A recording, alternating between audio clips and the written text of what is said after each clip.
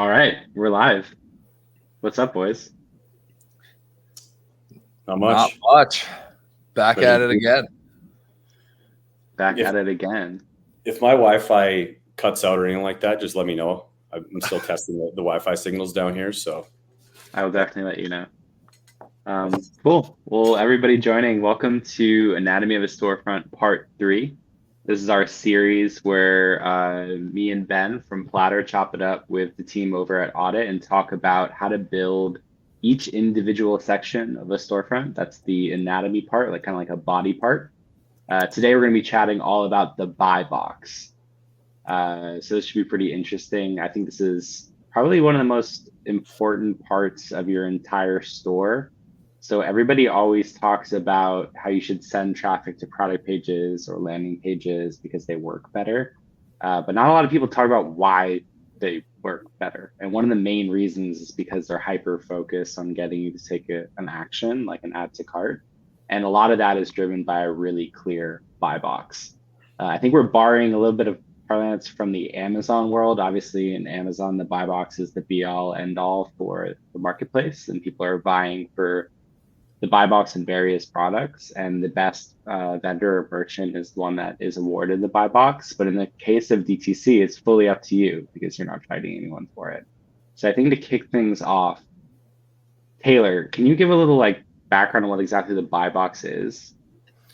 I mean, it's kind of the way that we look at it is where are the customers making that final decision, and kind of getting the key details of the purchasing requirements of that, right? Different brands use it in a different way, but we look at it as one of the most important pieces on a website, especially now we have so many brands we work with that could care less about the rest of their site. It's completely above the fold, PDP. And then I think that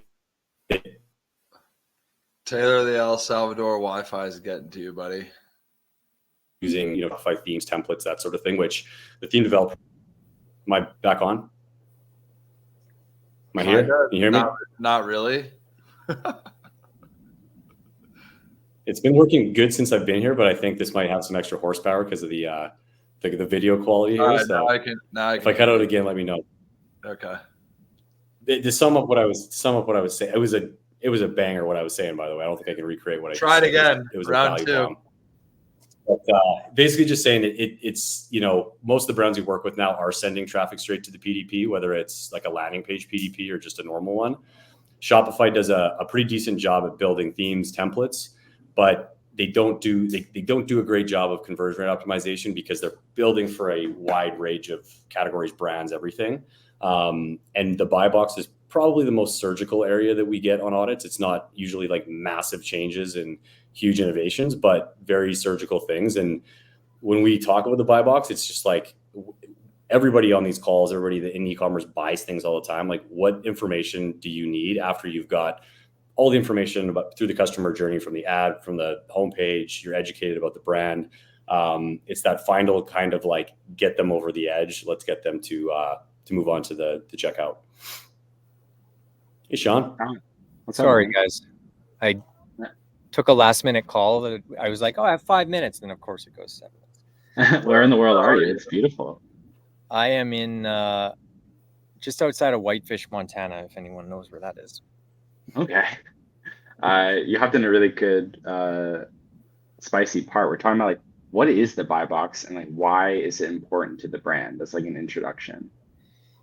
Yeah, I mean, it's obviously step one is getting people there. But I for me, it's almost like siphoning down. Like if you imagine retail, they see your packaging on a shelf, right? There's no if you go to Target and you're picking deodorant, whatever.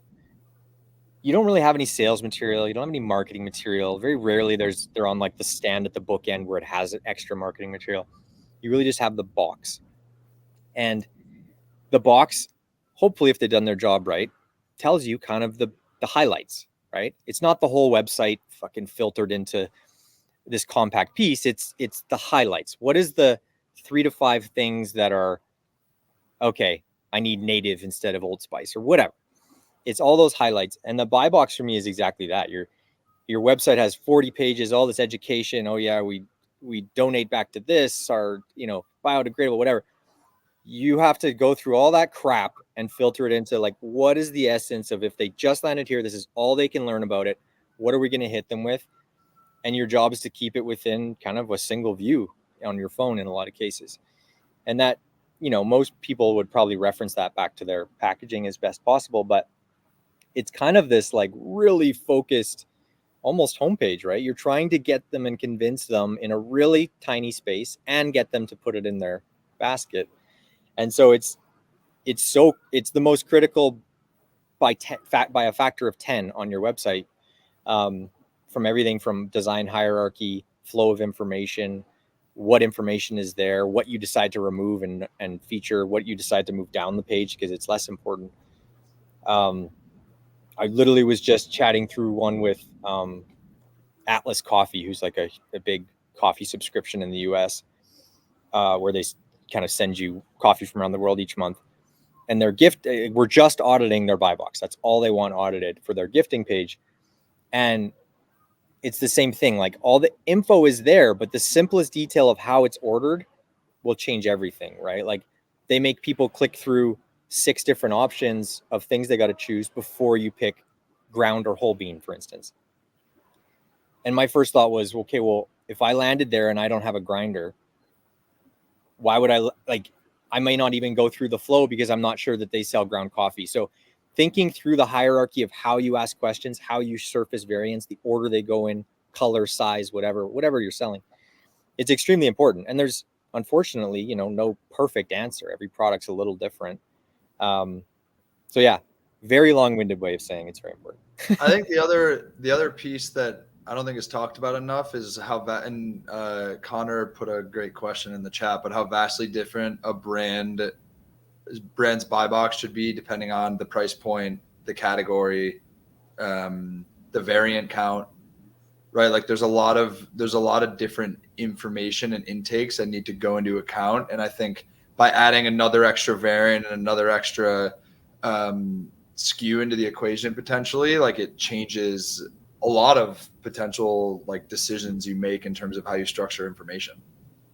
Yeah, even like size of product, right? Like if we work with brands that sell literally like diesel engines online, one of the biggest questions is going to be shipping, right? Like there's a lot of these things where a pair of socks, maybe not so much. So I think just looking at your frequently asked questions, like what are the main things customers need to know for that type of product to get them the final, to make the final decision, and completely different on that cost thing, average order value.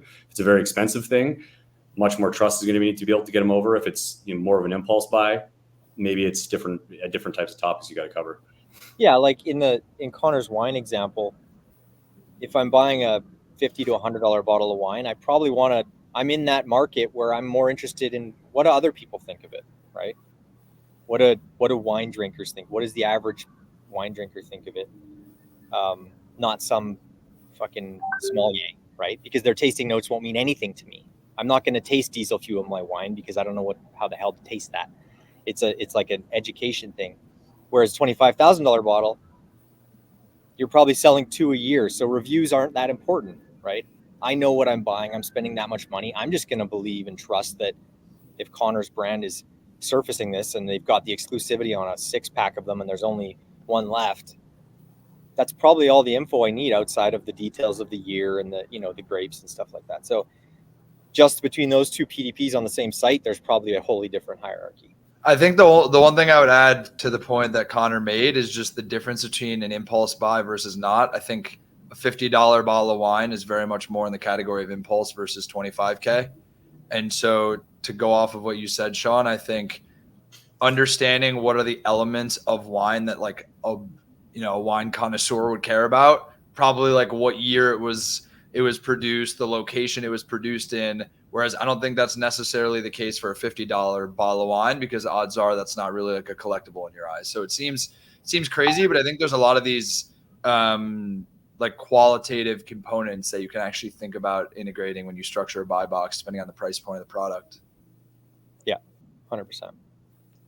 Something that I was curious to ask you guys about was, as a It's an unorganized question, but if I was to break down a buy box into types of options, right? So you have like variant related things. This is like particularly important if you have, I don't know, many sizes, flavors, whatever.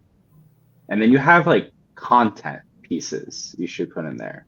Something that I've always done to help with conversion and drive add to carts is like put assurances or satisfaction guarantees like right above the add to cart button. Because I feel like it just kind of like makes it a little bit smoother, call out the free shipping right there. How do you balance between those like functional quantity and variant selectors and then content there to help make sure people are making the right decision? Yeah, I mean the rule of thumb is really just not having any like confusing clicks around the add to cart or that final button. So like, I don't want to have a continue shopping button below it. I don't want to have a free shipping with an asterisk and it's linked to the free shipping terms. Like, avoid alternate actions, alternate decision points. And that's why a lot of times with smaller priced products, and in a lot of cases, huge price products or high price products, the quantity selector we remove from there completely. It's not because people don't want more necessarily. It's because it's a decision point where it's how many do I want and add to cart, or just add to cart. And as stupid as that seems, it's easier to hit add to cart when there's only one click. So you definitely want to reduce clicks where possible. Obviously you can't avoid if the socks come in 6 colors and 4 sizes, they got to pick. But you can definitely, like, a lot of things a lot of our customers miss on is default selections. I was just going to say that. Like, let's say that whatever Connor's $100 bottles come in 1, 3, and 6 packs. If 98% of your sales are 3 packs, why the fuck would the customer select default 3 and let them change it?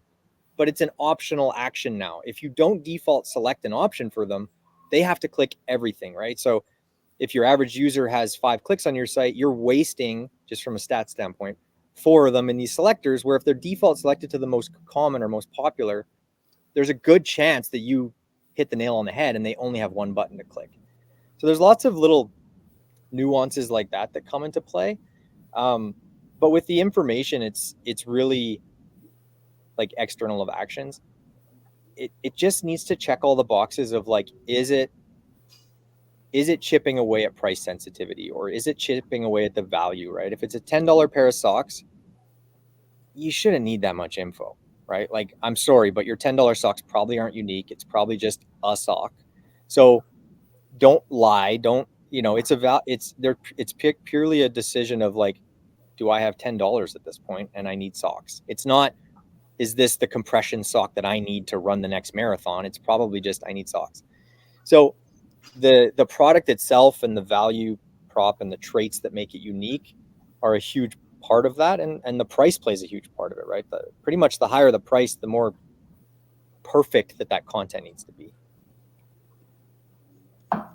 And the last thing I'll add on that is the space you have within a buy box is super restricted, right? Like, when you think content hierarchy of a homepage, it's bigger, it's more grand, it's hero, press bar, bestsellers, whatever. This buy box, every letter in there is so important because it's the most key information that you want to get across in that space when they're making that decision. So you can look at it the same way, but just shrunken down, and like, what is key, what is in view, what is above the fold, what is exactly what they need to know at the way they're reading it, right? Like, it shouldn't be this, then that, then this jumping around. It should just be exactly what they need to know as they read down that buy box to the add to cart button. And we have a lot of customers that they just buy into that sentiment that the add to cart has to be above the first fold at all costs. And they'll have like their color selector below it, their size selector below the add to cart, right? Which is just crazy to me. The higher it is in the page, that's great, but don't stress about that if you can't actually get the content the user needs to buy above the fold. It becomes irrelevant, right? Like in Connor's example, if I'm going to buy a $25,000 bottle of wine, the add to cart could be 10,000 pixels down the page. It's not like that buyer probably wants to know that Connor's team found 1 case in this old castle, and there's, you know what I mean? Like, they want the story because you're buying that wine partially to drink it, but partially For the store, you get to tell people when they come over to have it. I don't think that consumer is not making the purchase because they couldn't find the add to cart button for a $25 No, you're ditching all conversion tactics at that point. Yeah. What about another thing? Because I pulled up a couple of PDPs as we were talking, but what do you think about utilizing strike throughs and then like badges? So like best seller, best value, things like that. I think the strike through is huge. I think as long as you're supporting it with like clear, like let's say it's 100 strike through to 80, just saying 20% off, like we always talk about, never make customers do math, give them the percent. Best sellers and stuff and tags like that, they're really, I find them very important. It's kind of like best sellers in your nav. Other users want to know what other people love. It's really easy for the brand to say, this is our favorite, this is our best product, but you're literally paid to say that. I want to know that the customers, right, it's the best selling product because the most customers bought it. The hard thing is in those tags, it's so easy to fake them, right? Like it's so easy to just slap a tag on anything and be like, only 3 left, or best seller, or best value is a little different because it's a price thing, but I love them. I just find that it becomes very hard to convince the user they're real. I don't have a perfect answer for how to do that. Every case is a little bit different, but it does become difficult. I'm looking at the best value one. This one's actually interesting. Can I share my screen on here? Yeah, you should be able to. I pulled up the NeuroGum buy box and was just playing around with it, and you can see they have like the best value, and they actually calculate the price per piece of gum in the pack. So it's like actually mathematically like telling you that it's the best value based on like the cost per piece of gum, which is like I think that's really important for anything that's like periodical use or like something you consume. I think the per use, like you see this all the time with things like athletic greens or supplements or something like that, especially the ones that are like a premium price point. Is like, how do you justify an impulse purchase for like an $80 colostrum product? At first you're like, I don't really need this, but then it's giving you all this great information. Then it's like, it really comes down to like $2 a day. You're talking about $2 a day to, I don't know, fix your hair regrowth or something like that. And you're like, that seems like something I can actually do. I spend $10 a day on coffee. I have a shoppable video of Taylor talking about the colostrum. I'll pay $80 for it. Exactly. Yeah, I think I love the price per unit. It's case by case again, but like there's a reason that you see it on every Amazon listing. I mean, gum is like one of the most perfect examples for that feature. I had a good question for you. I think it's fun to go to Amazon and think about how they've approached their e-commerce experience, right? Because like they're actually have insane volume and they can do experimentation properly. So a lot of the things that you're seeing are through trial and error and really just like battle tested. What has been your experience like with, because I think a lot of themes, for example, out of box have a terrible buy box. And a lot of brands are using just like a theme that they've skinned. What are some things like common mistakes with buy box that you see with brands that when you guys write an audit, like you're like, yeah, this is easy. 1, 2, 3, you need to fix this. The biggest one is most themes just leave you an empty text box. So there'll be like product title, price, reviews, and then just a giant box to put content. And you can add bullets in the text box and stuff if you really want, but they don't really let you have much customization into how that content is flowing or presented. It's literally just a text box. And so users kind of just take that and fill it, right? Shopify doesn't give you, hey, here's a suggested character length, or here's a suggested height of this. It's just like, here, put in whatever you want. And so a lot of customers just do that. They put in kind of everything. I think, like we were talking about at the start, it's just, you got to focus in on it. It's the elevator pitch, right? Like if you're going to convince someone to buy it in that little piece of content between the add to cart and the price, what are the 3 to 5 things, like 5 max that are really going to push them over the edge? If they want more, they'll scroll. You don't need to communicate everything up there. It's like, what are the 3 things when Ben gets in an elevator in New York and he's got 15 seconds to, when someone says, what do you do? And he's got to pitch Platter. Like he's got those fucking, I know Ben, he's got those pre built in his head to just rattle them off quickly. That's his buy box. My pre-built sections. Yeah, he's got his pre-built section. He's not telling them the history and origin of his company. He's got those 3 things that is like, this is what's going to catch their attention. I've seen people react to this. I know they react to this, and this, and that's what I'm going to say. And that's your buy box. It's your elevator pitch. And I actually think another really interesting point that you bring up is like if I go off the example of me being in an elevator, I'm going to say something different to a different person depending on what type of person I think they are. And I think that's actually very relevant here to know your customer. Right? Like, are you selling a $25,000 bottle of wine, or are you selling like a pack of gum that's like $20?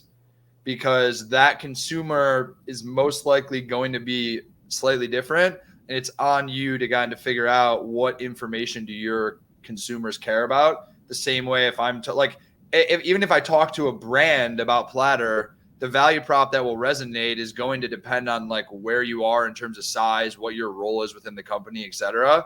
And so I think that context is also relevant when you think about prioritizing information on a buy box. Yeah. And no sites really do this, but it's kind of why landing pages exist. Like if I'm seeing a user flow through my site in, not actually see them, but if a user's coming through the homepage and they scrolled through the whole thing, then a collection page, scrolled through the whole thing, and then land on the product page, they probably know a little bit about what they're buying, and you could probably cater that PDP to them. If they came from an ad that said, feel better with gum, that PDP direct link should probably have a little more information than the user that read your whole homepage. Now, that's not really how websites work right now, or a lot of brands deal with it, but that's why product, landing pages exist. You can cater it, to Ben's point, to each type of user based on an ad set or what they were informed about in the ad, and then cater the PDP or product showcase differently. Should we jump into some buy boxes? Yeah, I had one last one before we do that. I have this feeling that a lot of people put like their description and bullet points and everything up there. Do you have an opinion of whether that should just be put right below the buy box? Obviously, not to keep going back to Amazon, but Amazon's very strict on having that below, have a whole section for it, as opposed to being like the top of your landing page. It really depends on the product. There is some cases where it should be up there. Going back to Ben's point about the $25,000 bottle versus $100 versus a $10 purchase, they all require different information. So it just really depends. A lot of it, from like an in-depth description standpoint, could even be put in your gallery, right? Which is technically in that same area. A lot of users don't do it well, right? I'm not saying just copy and paste that into a paragraph as an image, but there's tasteful ways to communicate these things up there without it taking up a shitload of space, right? The big benefit of a gallery is it takes up no vertical space, right? It's all horizontal. And so getting creative with the gallery is where I would put most of that stuff, but I'm gonna reference this again really quickly, because as you just said that, it's like they have an image that's literally a statistic. It's like a chart about data. Like, this is a very unique way to try to showcase another piece of information. My personal take on the description piece is I generally think it should go right below the buy box, because to actually put a proper description above it takes up so much space. And if you're going to put it above, it needs to be in a minimized text dropdown. I think something that I see a lot of brands do is they force so much information on a consumer versus structuring it in a way that gives them optionality, which is why I'm a huge fan of doing the minimized text dropdown. So it's like, give them the opportunity to read a piece of information, but don't force them to read it. And it's also another way to simultaneously like be very clever about how you utilize the white space. Yeah, it's like packaging in retail, right? Like, how much space do you have on the front of the packaging to give the user's attention, the key things? If they're interested, they're going to flip it around, read the ingredients, read everything, let them do that. And they will if they're interested enough. But trying to force all that stuff is just is the worst thing you can do. Nobody's going to read, 6 paragraphs of text unless it's maybe a $25,000 bottle of wine.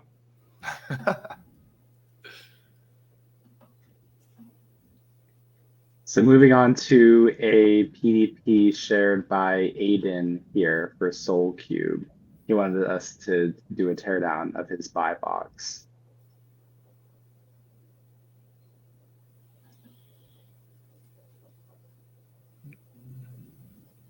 I'm also going to drop the link for you guys to open it up in your browser as well if you want to poke around.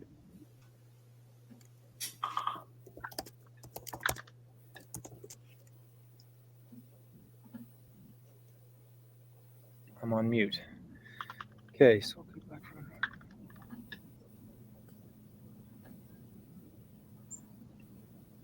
Okay, do you want me to just go? Because I have a few comments right away.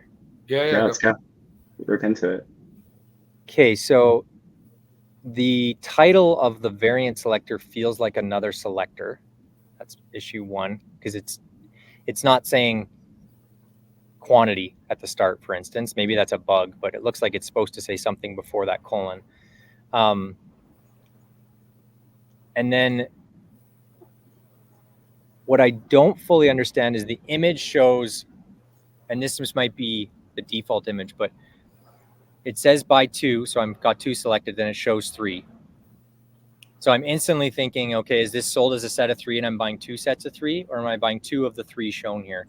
It's kind of confusing. Magnetic doors, that's really cool. Again, all of that stuff should be above probably the variant selector. You could very easily put these in rows of 2 because none of them are super long. So it could say magnetic doors, UV protection, air vents. I would pick one of these and make it a sticker on the image, probably the size one. 180-degree views. I might be crazy, but 3 panels would be 270 degrees, wouldn't it? Or am I just stupid? Checks out on my end. I'm not a math guy either, but I'm confused again because it looks like it's got 3 sides of clear, but 180 makes me feel like it's 2. So maybe the back is white. I don't know. But again, you're showing it with 3 panels clear. I just would delete that, right? Like anything that's so visually literal, I wouldn't say it. Like it'd be kind of like having a checkbox that says hold shoes. It's like, no shit. The image shows it holding shoes. It has 3 panels, at least from what I can tell. You don't need to say that. So I would put these in rows of 2, tighten up the spacing, move them above the add to cart or above the variant selector, sorry, and make one of those a sticker on it. So you'd have 4 left. Remove 180. Yeah. And then so it's just 2 rows of 2. It won't even add a ton of space there. Okay, sorry. I had a question that you probably have some more expertise you could point towards. Oh, never mind. I was going to say how many different drop-down options are there? Because maybe they should show them as like blocks to select as opposed to a drop-down, but there are many. Do you think this is like overload? Yeah. I mean, I think there's something to be said about restructuring this where you have like a default price and then depending on the quantity, the price is actually changing. So you have like a price and then a quantity selector versus like this massive drop down of however many is on there, it equals this price. yeah. Yeah. And then you could just have a text above or below it saying, buy 2, save 10%, buy 5, save, or 6, save 15%. It's at, I hate to keep referencing this, but it like NeuroGum has this exact example with like number of pieces of gum. It's like you have the price with the strike through and the per unit price. And then you have the quantity selector instead of the quantity selector and the price being together in this massive drop-down menu. What about these badges and like the coupon call it? Do you think that those should be like closer to the add to cart and price button as opposed to like so much further down? Because maybe like I don't even see them and I'm shopping here and I'm like, is there going to be something with shipping or returns or something if I get this? And maybe I don't even see these or the coupon below. Yeah, they definitely should be higher up. The coupon thing, I mean, I might be the outside opinion on this, but like if you're going to send a coupon in an email, sure, give them a coupon. If you're going to feature it on your website, you're basically telling me you don't want people to use it, right? You're trying to hide them from getting a discount. And it just feels kind of shady, right? If you're going to give 10% off, it's right there. Just say they're 10% off at the top. Don't give them extra work to do to save 10%. You're kind of saying people that scroll get rewarded, but you want them to buy quick. So it's kind of I don't know. For me, this just looks shady. I think what you can do is you can put like a banner that persists across the entire website. Like it's like the top, the first thing you said. I remembered one example that I can share really quickly, which is like how some academias uses this, but for theirs, they just say spend 65 or more to get free shipping. Right. But like it's available like on the homepage at the top of the site. You can do that and speak to the discount code, because to your point, Shaun, I think you either need to be like trying to get people to use it or just get rid of it. Don't like hide it and make it like discreet. So I think having it hidden under the buy box like that is not the place to put it if you really want people to use it. And it looks like it's added automatically anyways. Like I went to the cart, it adds summer 10 anyway. So even just like rewording that there is like applied at checkout. But yeah, same thing. When I get to sites like that, I'm like, I got to go put this code in. Like, why? If they're going to offer this, why are they making it harder for me? The other thing, Elliot, if you can pull it back up for 2 seconds, I want to close out one more detail. 2 seconds. Because it's something that I feel pretty strongly about.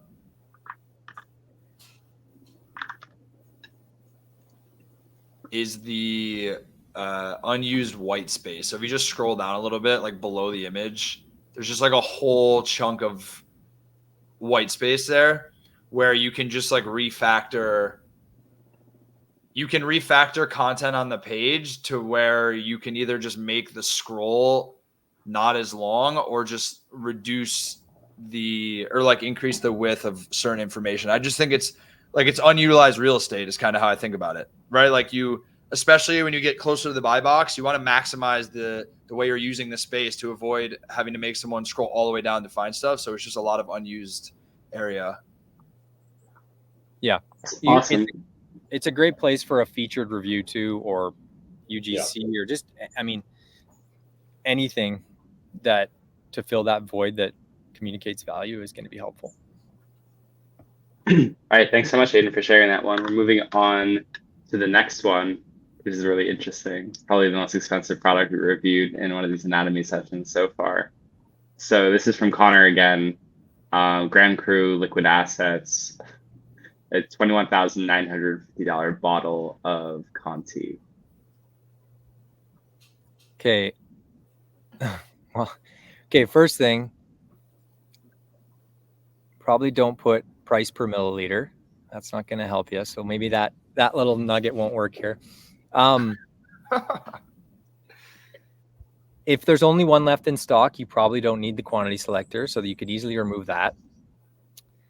Buy it now works really great, right? Like it's obviously so common on Amazon because it's a lot of instinct purchases, stuff like groceries, paper towel, socks, underwear, shit like that is a lot of purchases. I don't think buy it now is relevant here. Like, I don't want the risk of like 1-2 click purchase on 22 grand personally. Yeah, really good point. So I personally, on anything over $1,000, I would not have a buy it now button. I'd have an add to cart button, and I would have that add to cart button in the gold color. Fast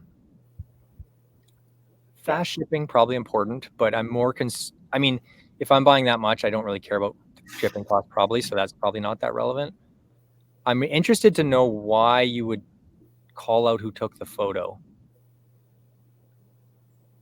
Yeah, I'm wondering if that's like, again, I'm not zero things to say because those I'm are not the customer. Yeah, I'm not the customer. This is like, so maybe the photo taken by that validates something. I think like I would guess if I bought this bottle of wine, I'd want to know what happens if it breaks during shipping.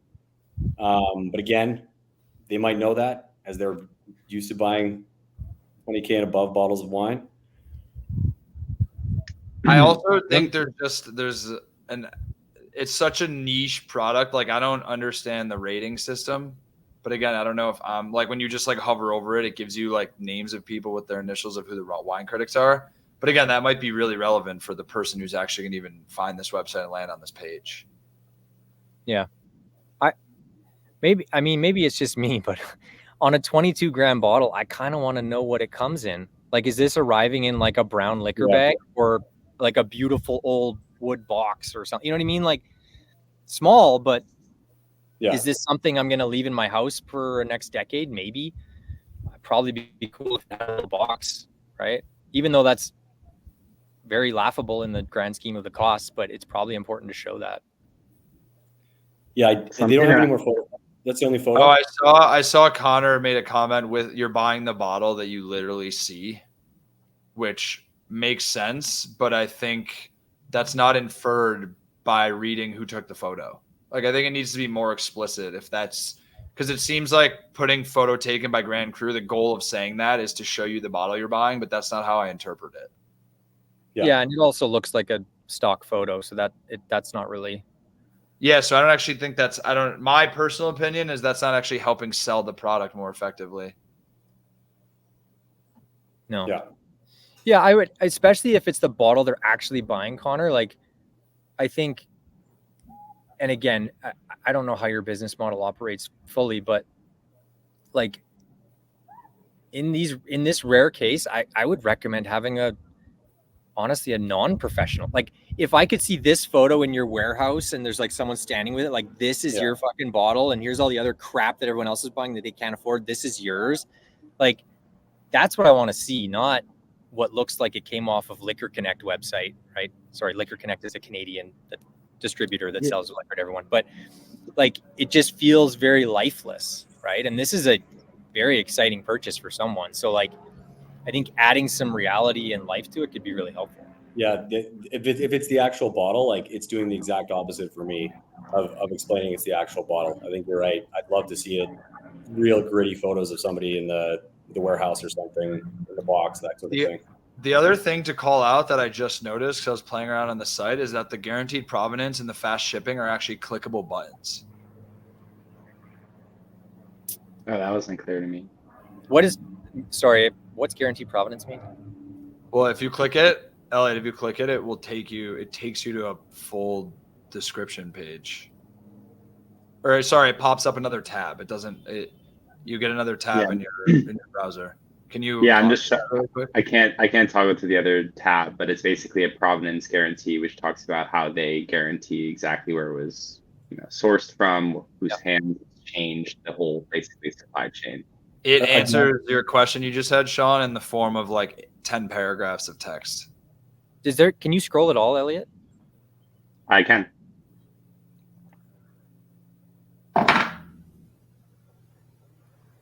Yeah, I mean, that's probably really important information. Obviously, it's kind of like buying a Rolex. I want to make sure it wasn't sold out of the back of a trunk in Brooklyn. But for me, that content, like, there should be a whole piece of this webpage on that, not off-site or off. Is that taken into like a third party verified? No, it's another page on their own website. I actually think there's something to be said about literally a section on the website. We talked about the minimized text dropdowns. Like, you have this big product description. There can be a minimized text dropdown that has like a 2-line descriptor of the guaranteed provenance and the fast shipping. And it's like, if you click to learn more, if you want to read 10 paragraphs, then you can do so. But I think if you put those as minimized text dropdowns right below the buy box with like a 2-sentence blurb and the option to read more, I think that will be more effective. Also, for most e-commerce websites, we don't want to like take them to a new page when they're on the actual buy box. Again, exactly. This is a different one. They're probably going to find their way back if they're deciding to buy this or not. It's not like they can go compare at 50 different places, but even having it pop up with that information, the guaranteed provenance or whatever, as opposed to linking to a different page, it's just another step to get them back to purchasing. Again, this more so applies to most other people watching this call, maybe not so much this one. I think too, there's something to be said, like, you'll land on certain products and it'll be like, whatever, featured on Oprah's gifts or whatever, like, or they have like this really unique, guaranteed badge or something that they come up with themselves. I think making it feel more real or more of a part of your brand could be helpful. So even in that provenance page, Providence, I don't know how you pronounce it, but in that page, coming up with like a badge or something that we could even stamp on the left side of this top left of this image or something that's like calling that out instead of taking them off page could be helpful, making it feel more like, you know, kind of that wax seal that comes, it's like a piece of paper that comes with it, right? Just like in when I buy a nice watch, there's this documentation that comes with it. So if it does have that, it would be really interesting to even see that in an image gallery, right? Like, here's the documentation. Yeah, you can't read it because it's a photo of a bunch of papers, but like, hey, it's real. Could be really helpful rather than a web page explaining it. Yeah, I was gonna say that, you know, you can buy a Tesla for 29 grand, right? So this is like not too far off being able to buy a car. And before you would check out the car, obviously the brand name and everything gives a lot of assurances. But if Tesla is brand new or lesser known, I think what you would have to do is have a lot of storytelling and comfort to the buyer here. So to Taylor's point, like, I don't want this to break when it's coming. Is there a guarantee you can call it right here? Is there a picture of how it's shipped? Is there more photos of it being stored and taken care of? Like, I'm really buying from someone who's going to guarantee that it gets to my door exactly as pictured. Because, you know, dropping 22 grand on a bottle of wine, those people, you know, for who that's easy. But I think they will pick to buy from if they're in market for this and they're shopping in multiple destinations, they're going to pick the one that makes them sleep the best. Yeah. I'm guessing, Connor, this bottle ships on its own plane seat and you fly with it, right? Like the Stanley Cup. First class, white gloves. That's what the photo on the left should be, a picture of Connor holding the bottle and say, I'll fly this to you myself. Yeah, exactly. Premier shipping at $1,000. I think we should move on to the next one. We gave Connor. I appreciate his bravery. Awesome. So this is Nicole. She shared a PDP from Shout Factory. I'll close the pop-up here. So it's a Drag Me to Hell horror film, I believe, collector's edition with exclusive posters and slipcover. I think like one of the things that we don't talk about a lot because it's very important is design hierarchy, and I think like Shaun can probably speak to font weights. Like if I look at this, it's hard to like using white space, using font weights. What do I want? What do they want me to look at, right? Like how do I guide through this without getting into like the other stuff? But right off the bat, it looks very, very bland to me. There's no real kind of like, yes, the title is heavier, but it just kind of all goes into a line. And I think the design hierarchy piece of it is such a big deal when it comes to buy boxes because of that limited real estate and where you want people's eyes to go. And you can do a lot with just simple font weights, font types, within your brand guidelines. Yeah, I think the main thing that's throwing me off here is the image makes it look like I'm getting 2 Blu-rays. So maybe, sorry, I can't remember who shared this, but is it 2 or just 1 Blu-ray and then an extra cover? 2 exclusive posters, a collector's edition and exclusive slipcover. So I guess you are getting 4 items based on the title. But the image makes it look like 2 Blu-rays, not 1 Blu-ray and an extra cover. Am I wrong? No, it looks like 2 posters in the back, and then one's the collector's edition and one's the slipcover. I think. Yeah. Yeah, there's a few things. One, the pre-order ship date is super confusing because it tells me it ships in, I think, like 50 days, which is tough to sell. And then it says in stock. So it's like, okay, well, is it in stock or isn't it? Because unless the entire postal system shut down, why am I getting it in 50 days if it's in stock? So that just feels like a lie. So that's a finicky one. Are you saying just the difference between in stock and what isn't the point of a pre-order when it's not in stock? Well, yeah, it says it's shipped up the top there, September 29th, unless I'm doing my dates wrong, but I think it says September 29th. October. Yeah, even worse. So it's like 70 days away. So it's just confusing to pre-order, add to cart, whatever. It shouldn't say in stock if it's not shipping for 2.5 months. Available in US and Canada. I mean, you know my IP address. Why the hell would you say that if you know where I am? SKU, not relevant to the user. That's only relevant to you. Price. I would probably in somewhere here just clearly outline exactly what you get, because the title is not doing a great job. I still feel like it's 2 Blu-rays. And I would probably just add a Blu-ray to the title, because there's the format thing. It feels like a selector. Yeah, but it's not, is the other thing I was going to call out. It seems deceiving because it has the box around UHD Blu-ray, but you can't actually click it. So I think to your point, like, you can eliminate a lot of the information that's on here. Yeah, and there's just this little nugget of the product note that makes me not want to buy, because extras in progress will be confirmed. So you're kind of saying there's more, you're going to get more when it does ship, but we don't know what yet. So it's kind of like me pre-ordering my Peloton. They're like, oh, believe me, it's going to be great. And then, but we don't know if you're going to get shoes or pedals yet. We don't. Shaun, you made a really good point. When I look at this and we like actually spend time dissecting it, it seems like an internal employee would be reading this. Yeah. Like, you need to know the date that it's going to ship by, where it's going to be, make a note just in case you're dealing with a customer, and here's the SKU count in case you can't find it. Yeah. Like, I actually think this is like an internal product page is how I would describe it. Like, if I were to redo this, it would be like a more clear title, the price of it,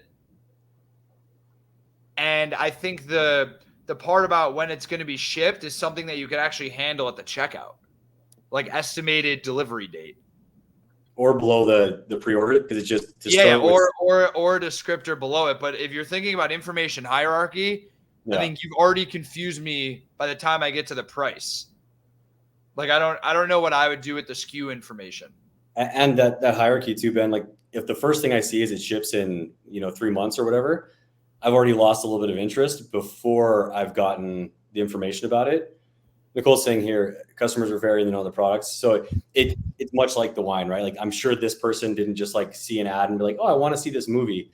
They're into this like crazy. What if you use like a hover icon, right? So like next to the title, you can put like an image, like a little eye with a circle where you can hover over it if you want to see all the extra information. So I think this goes back to a point I made earlier. I don't know, Nicole, when you joined the webinar, but one of the points I made was that oftentimes we see brands force a consumer to intake information that they don't want to be. So give them the option if they want it, but don't force them to, right? So my example here is, don't force them to, even if you think your customer wants all this information, you can have that hover button for like the super customer who cares about the SKU and the product note and all these things. But I think the default should be very simple with title, price, and then like the purchase button. And then you can have more information, maybe in a minimized text dropdown or in the hover state, if you think that's really crucial for your customer. The simplest thing is just to bullet point out what it comes with. I think right now, like, just 2 exclusive posters, like, just itemized instead of it all in the title. Because there's dev issues too when you're trying to restructure everything. But like, the easiest thing to do would just be separate like what comes with this. Because if the customer knows what this is about, you don't need to put in like what Drag Me to Hell is. They're already there for a reason. But really, it's like, what are they getting? Because it is a little confusing right now. Yeah, and I think, and this may not be relevant, but I'm guessing, Nicole, some of these items on your site are, when you say collector's edition, maybe some of them are limited edition. I'm guessing they're not like tens of thousands of these you're selling. So one thing that we've seen work really well is, rather than just saying pre-order, you could confirm how many other people have pre-ordered, right? Like, I mean, I personally don't know someone buying collector's editions of Drag Me to Hell, but I'm sure your customer base is, pretty broad in this type of stuff. Like, knowing that X number of other people have pre-ordered this and there's only 10 other pre-orders available left, like, push some urgency could be really helpful, because I'm guessing this is a lot of like cult customers that are interested in this kind of stuff. We have time for 2 more. Do you want to move on to the next one? This one has a special place for Taylor and I. These are 2 back-to-back niche buy boxes here. These are tough ones because it's like collectors and then really expensive wine. Yeah, but that's probably why they're the ones that join the webinar, because they're looking for people who can help with the niche. Yeah. Oh, here we go. This is for Taylor. Oh, yeah, Taylor instantly sees. Taylor's like, oh, you want me to audit your buy box? I'm actually you want a customer. Yeah. I'm speaking from real experience here. What is this, Lucy? Oh man, this This is from Hector Palomares. He shared this PDP. It's a pretty great start. But let's go deeper and take it apart. okay. The reviews stars, just a tiny thing, but your brand color on white is not it doesn't meet accessibility standards. So if the brightness was turned down, a lot of users won't even see the stars. So long-winded way of saying just add a stroke around them or don't use that color on white. And then Elliot, can you click on multiple flavor packs or single flavor? Yeah, so I was just gonna say that to me needs to be part of one experience, because it makes it, when I read this, it makes it seem like I have to pick my strength, and then my first instinct is also pick my multiple flavor pack and then pick my single flavor pack also. I have to imagine that most consumers are like clicking a couple times to like figure out the difference at first. Yeah, and then also just a small thing, should be an easy fix, but never, ever, ever in a PDP move them on an action. Like it works in like if you were building the website for like an immigration form, right? Like people are annoyed, they're fucking angry, and you hit next and they keep going through and it moves them. But this is not the scenario for that. If they click one of these, you're making the assumption that that's their final decision, and now you're making them scroll back up every time, right?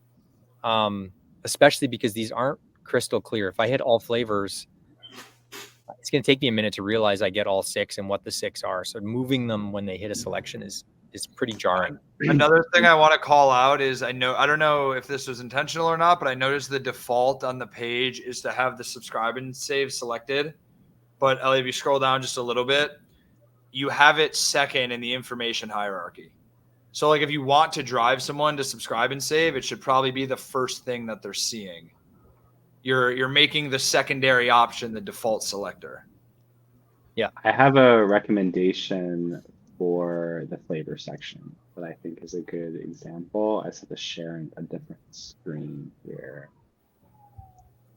The only other call I'm going to make, okay, all good. They might have changed it, but what I really liked on the old native pages is obviously they have tons of options here, right? And it's much better than on Lucy's page where you have like the multiple flavor packs and single flavor packs. And if you click them, you're like jumping between and everything. I would just have flavors as a section and list all of them. And it looks like natives changed this. Damn. What they used to have is like the circles used to have a picture of the flavor. So if it was like powder and cotton, it would be beautiful cotton. It looks very clean or something. And the blackberry green tea has tea leaves and tea bags or something like that. It's just a more visual way to pick flavors. I think people really think about flavors as like popping out to them. Like I'm a huge sucker for, this isn't a good example for a nicotine pouch. I love sour. So if I see the sour option, like lemon or blue raspberry or something like that, I'm going to click it. Versus like with all these options here, it's just like a label. It doesn't really feel as fun. I'll move back to the. I have 2 other call outs on the Lucy page. So the first one is there's no I would like to see some sort of like bleed over into the second image or some signal that there's more than just the first image that you see. Like it doesn't show on the main page when you land. And then the second thing as well is the 6-pack feels ambiguous just right below the quantity selector. Like I think that can maybe be a badge like at the top of the page, like where you have the reviews, like the review number of reviews and the stars. Like I think it should be higher up the page versus below the buy box and below the quantity selector. Yeah, and I would scroll back up all the way to the top. So this may be super common knowledge, but for me, it looks like they sell multiple products. Like you don't really tell me anywhere that this is pouches, not gum until the images tell me. Yeah, I was actually going to ask you this in the intro and be like the balance between using like cute or branded language versus being like, this is exactly what's on the tin, no pun intended. So Breaker's 6-pack, that's brand verbiage, right? If I don't know what breakers are, like you said, I could buy this and be like, I'm allergic to nicotine. I thought this was gum. Yeah, the other thing to note here that's going to drive a ton of price sensitivity is I can't see anywhere where you tell me how many are in these, right? Like Zyn comes with 15. No, but some of them. that's what. You're saying how many are in the actual pack, not the 6-pack thing. Yeah, there's a way to do that though. You could say like 6-pack, X number per pack. Yeah, it's buried pretty low. So it says each can of Breakers contains 15 tobacco-free pouches. But what's interesting to me is like back to what Ben was saying with the 6-pack or multi-packs is I think you can like let them know how many individual pouches you're getting, right? So like a 6-pack is how many pouches? Yeah, because I don't know how much a Zyn pack has, but unless you're like a Zyn user and you're expecting it to be the same, like what if it's less? What if it's more? Yeah, I think having how many is in the pack with the regulatory things that they have to list there is a weird place to have that. But definitely, like the number one question would be like, again, price per serving, right? I don't even know how many are in this. That should be one of the key things above the add to cart. We have 3 minutes left, Elliot. If we want to try to do a speed round on one more. Yeah, let's rip one more. Let's see if I can get a link here. By the way, we will audit for pouches. He's not joking. I can confirm. We will audit for pouches. All right. Taylor, Mike will build for pouches too. I can tell you that. Let's see if we can rip this one quickly. Cotton adjustable strap back. I like the visual details. Mm-hmm.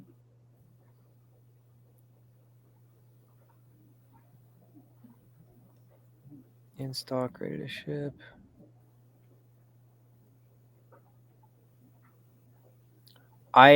Main thing, this is one of my only comments on this, is as you maybe anyone that's been on the webinar before, you won't see my hair. I own a lot of hats. And that depth is very, very tough to know until you see it on a head. So This hat sitting on the ground here, like it says shallow crown, and then I look at it and it looks like it's a truck stop hat from a depth standpoint. So I'm like, shallow to who? So I need to see this on a head. Yeah. I think that's probably the main thing here is this. You can't just show studio images. You got to show it on a head. It's really not clear the depth of the hat here. I don't know. Ben, what about? Yeah, I was just gonna say definitely an image on a person is super helpful. Anything in apparel, especially headwear, really important. Doesn't always give the exact because everybody has different sizes, but you can kind of gauge. I think like the color selector. If you click on the other, okay. I think like wait, click another one. Is that a page load? Do it again. Yeah, so they're getting a new page load on it. That's a variant image. That's like a back end. Yeah, I would say that it shouldn't be reloading. It shouldn't be reloading every time. Yeah, I would have to see what it looked like, but putting the actual hat image for the color selectors could be helpful. If it's too small, maybe not. But like just seeing a blue, half black, half white, like I'm gonna have to click on all these, which is just extra clicks. If I can actually see the hats, kind of like I think Olipop does their cans like as the image selector, not the actual color or flavor things, could be helpful depending on what it looks like shrunk down. Yeah, even this is kind of like a washed gray. You just don't get that out of that color swatch. Yeah, the images look much better in the color swatches than you're just kind of guessing at this point. I think Vans does as well on their website where they actually have the shoe. Might be wrong, but I think so. We're at time. I think a big thing to say though is to look into how your back end, how the products are configured, because the domain should be changing on the variant selector, but you shouldn't have a page load every time. Yeah. Sick. Well, we're at time. This was an absolute blast. I love this episode. What should we do next? What's the next part of the storefront? I don't even know. We start at the top. What? Cart and checkout. Yeah, I was going to say, I kind of want to do cart. So let's lock in a cart and checkout episode. We'll do teardowns, Q&A, same crew. So we'll see you next month. Awesome. Thanks everyone. Boys. See you. Thanks for joining. See you guys. Yeah.